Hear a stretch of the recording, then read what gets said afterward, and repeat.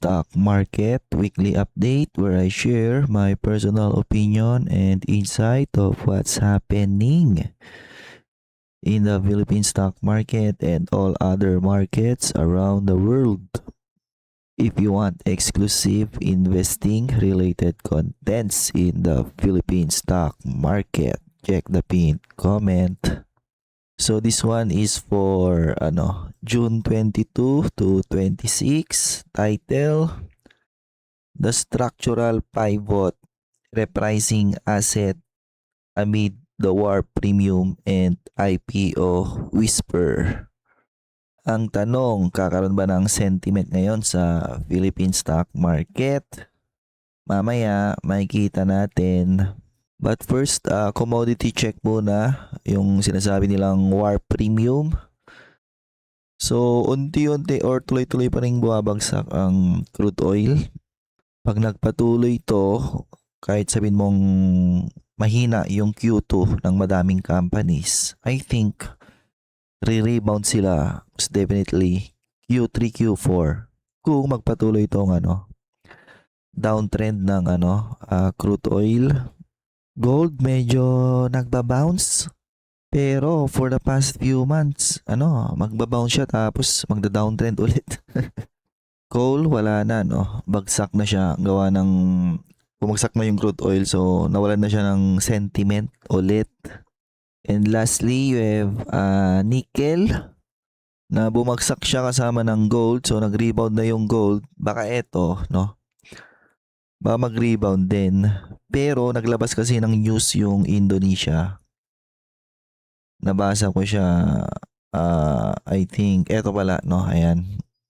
So magtatas sila ng mining quota to 360 million tons from 260. So that's additional supply. However, last year kasi maganda yung performance ng mga nickel natin because of this. Yan na yun. Ayan yung local smelters require blah blah blah to feed new processing plant. Ito yung nagbigay ng premium sa mga nickel stocks last year sa Pilipinas. Ang tanong na lang yan is kung andun pa rin yung situation na to, Malalaman natin yan sa Q2. And still, yung price ng nickel ngayon is higher compared to same period last year. So, market summary, bargain hunting, triggers late support near the 6,100. So, as of this recording, ngayon, Wednesday. And nandiyan siya ngayon, So, nagsesettle siya around, a little bit above 6,000. I think because of the yung pabagsak na crude oil, nakahanap siya ng bago niyang support sa 6,000 level.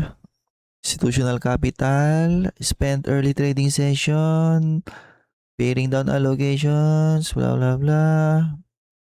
Di mo na alam ano nangyayari dyan, ang ginagawa ng mga institutional dyan, But for sure, ang ginagawa naman, nagtitrim down sila sa Philippine stock market and pupasok ulit sila sa US and emerging kasi nandun yung optimism. Investors closely track mixed updates regarding the US and Iran. Again, di mo na alam ano nangyari sa dalawang yan. Ang importante is yung crude oil, Kung ano yung galaw ng crude oil. Yun, okay? Or yun na yun. Na so far, pabagsak siya. However, domestic institutional sentiment received a massive shockwave of adrenaline following the news that Mint, yung GCash, matutuloy na ata siya this year. Record-breaking 90 billion na IPO. Lupit mo naman, Ilang kaya ilang kaya premium yan. So, Globe, mayawak siyang konti kay GCash. So, 274 divided by 90. Diba? That's 3 times, 3 times the size of the current market cap ng Globe. Ang GCash ngayon, kapag nagre-report siya ng earnings, I believe wala pa ata sa 10 to 15% yung yung ambag niya sa consolidated earnings ng Globe. So, medyo mahal, Well, obviously, pag IPO, talagang prepresyohan nila yan ng premium price. This massive development injected strong structural optimism back into the exchange. Wala na nga eh. Kung ma-break natin yung high niya this year, baka doon mo masasabi na may diyan, no? Optimism. So, peso natin sobrang hina pa rin. Kasi nga sobrang hina yung economic outlook natin. Maski yung mga bangko ng Pilipinas or banking sector ng Pilipinas, dinowngrade ng mga credit rating agency. So ito na yung mga year-to-date performances ng iba't ibang indices. PSEI on the green. Pero at one point this year, nagano yan 7% plus. So medyo kailangan pa niyang mag-rally. Nasdaq, nagrarally na naman. S&P, okay pa rin. Emerging market, biglang medyo biglang bumagsak. Pero still on a bull run. Southeast Asia bumagsak. Then international, I think okay pa rin. Total world is okay. And my personal dividend retirement portfolio is still on the green.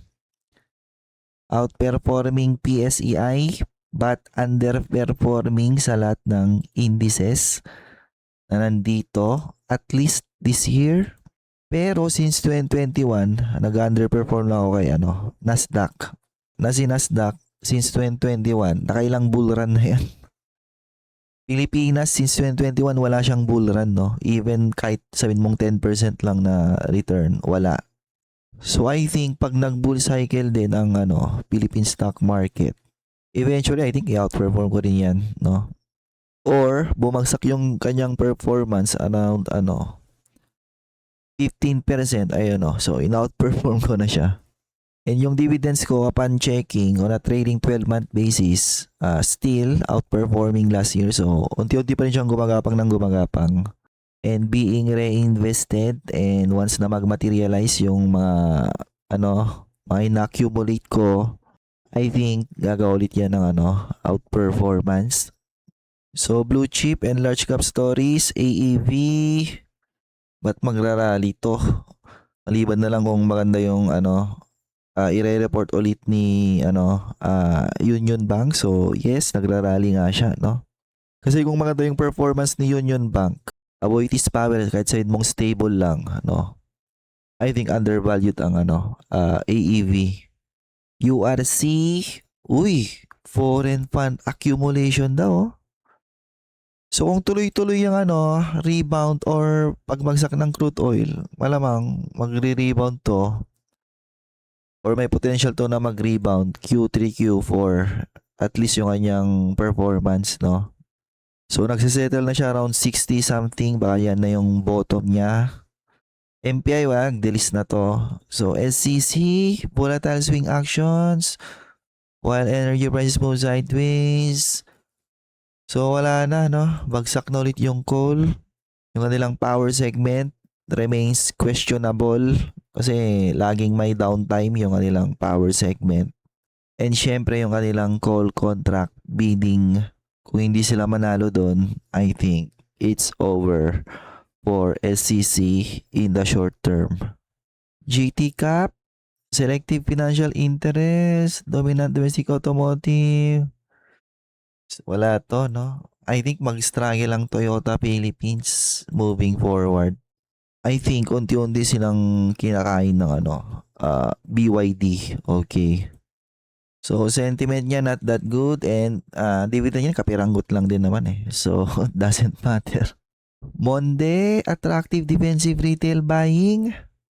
So again, kung tuloy-tuloy na bagsak yung crude oil, madami ma-accumulate yan sa mga consumer staple, expecting na gagawa sila ng rebound sa Q3, Q4, yung kanilang earnings growth. So far okay naman. RLC outperform sector peers kasi more on malls yung kanyang asset. Pero ngayon nagda-downtrend siya, no? Although may rally siya starting last year up to early this year. Yung ibang property sector, downtrend talaga sila since last year. DMC heavily favored by high yield income accounts, lacking in equity position. Ahead of seasonal engineering project billing. Meron ba silang parang wala silang project eh. Walang big ticket si BBM eh. So DMC, yung high yield nito mawawala siya pag bumagsak si SCC. Yung performance ni SCC Coal monitored closely by capital market analysts betting that a massive mega IPO like GCash will trigger an influx of new retail trading account creation. Ako hindi ako mag-open ng account ko diyan sa GCash when it comes to investing, no? Bakit? Di pa siya ganoon ka para sa akin, no, and I think ang dami pa niyang kailangang linisin. Kumbaga, para sa akin, hindi pa siya ganoon ka-secure para maglagay ng daming pera doon. And, uy, Call Financial, oh. Lupit na ito, Mukhang data to, Pwede kayang saluhin yan?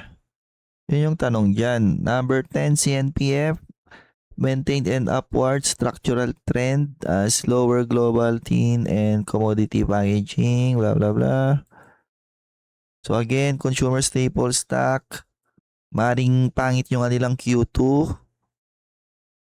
I think yun na yung in-expect ng market. Pero kung tuloy-tuloy na bagsak yung crude oil, baka mag-rebound na tong mga to, no? Actually, ito nag-rebound na to. Mid cap and small cap stories, Cebu upgraded across active online brokers. Wala pa to, no? Mga Q3, Q4 pa yung possible na rebound yan. Binibili ba to ngayon? Diba? May mga position na ba dyan? Wala pa. I-rate. Capital trimming as dynamic on 1 years temporary rotate real estate investment trust into higher beta growth targets. So A-rate and all other rate, I think sell down talaga yan due to ongoing interest rate hikes. Kumbaga magro-rotate yung mga investor papunta sa mga a more lower risk or zero risk na mga passive income like bonds, treasuries, FGen, so active positioning from clean energy swing desk looking to lock in localized hydro and geothermal. Wala nga eh. Takal pa nung na ito. Pamalit sa kanyang gas asset parang 2030 pa ata. So ayan, bumalik na ulit siya sa COVID lows, no? COVID level. BRN disclosed fresh updates regarding its localized corporate project execution. So BRN, okay sana to kung consistent siya na ibigay ng dividend. Pero sa akin kasi malaki pa utang nito, no? And I think a lot of those inutang niya hindi pa nagmamaterialize. Okay. And I believe madami din ata tong preferred shares, no? Pero medyo okay siya, no? May potential siya for investment in the future. Ayan, no? Kailangan mo na antayin na mag-materialize yung iba niyang project, no? Na sa ngayon, it looks like hindi pa. Okay. FILRT attracted strong retail attention as yield-seeking accounts. Nagtatas ng dividend na to eh. Mahina yung mga Gusiano, no? Laggard yung mga Gusiano sa mga property sector talaga. Parang mali-mali diskarte nila lagi. So ayan, no? 0.57, 0.6. Mababa pa rin eh. Shell Philippines. Wala na. Sell. Anong mayroon sa Shell Philippines? Wala na nga eh. Babagsak na ulit. Wilcon move sideways. Blah blah blah as investors wait for broader commercial housing developments. So Wilcon, naipit sa 20 plus dati. Na for some reason pinagbibili siya above 20 plus, no? 30 plus. So again, investors are looking kung or waiting for Q2 kung resilient yung niyan. O yung magiging earnings. Number 8, M-Wide order book remains heavily backed by public transportation infrastructure. So MY, napapansin ko, pinopromote to ngayon naman mga broker, no? Ayan, but MY, laki na utang kasi nito eh. And with interest rate hike environment, 'di ba? Mangyayari 'to. Pero again, heavily promoted siya ngayon ng mga mga brokers, mga broker analyst. So, bahala na kayo sumakay diyan. Number 9, SPNEC. Triggered short-term momentum trading as investors closely monitor. Ito, yung kailangang phase 1. Kasi magsi-second half na eh. Dapat may yan eh. Or baka malapit nang i-press release na malapit na yung kanilang Terra Solar. So, still on a sideways. NCIP, wala to, no? Global and regional market pulse, international markets, dictated by structural shift inside the global technology heavyweights. Base minor profit taking, wala, gre-rebound na nga ulit eh. Ang lakas. Ayan I think nag-below 14% sila last week. And 18 pa, 20% na naman eh. So, mixed signal pa rin daw yung ongoing na US and Iran peace talk. But again, pinaka-bottom line dyan is the crude oil price. Sa ngayon, pababa. So, forecast na nangyari na ngayon, challenging the 6150, wala. Hindi na ulit makaangat eh. So, sa ngayon, nagsisettle siya around 6,000 level. Backed by the massive buzz surrounding the upcoming record-breaking 90 billion Gcash. Pinipitik ba ngayon yung mga Ayala? So, Globe. Medyo, ayan, pinitik nga pala, no? Ayala Corporation. Wala nga eh. Pinapansin si Ayala Corporation. So, itetest daw ng PSCI yung 6150 to 6. Wala, hindi niya matestes. Di niya kaya, mahinang economic outlook. So, karon daw ng sector rotation to brokers and holding firms. So, magro-rotate daw sa holding companies and local financial entities directly involved in underwriting. Major upcoming pipe, wala ngang walang nangyayari. PSE. Wala nga eh. So, peso trading in a tight range pero mahina. Sobrang hina yung peso natin.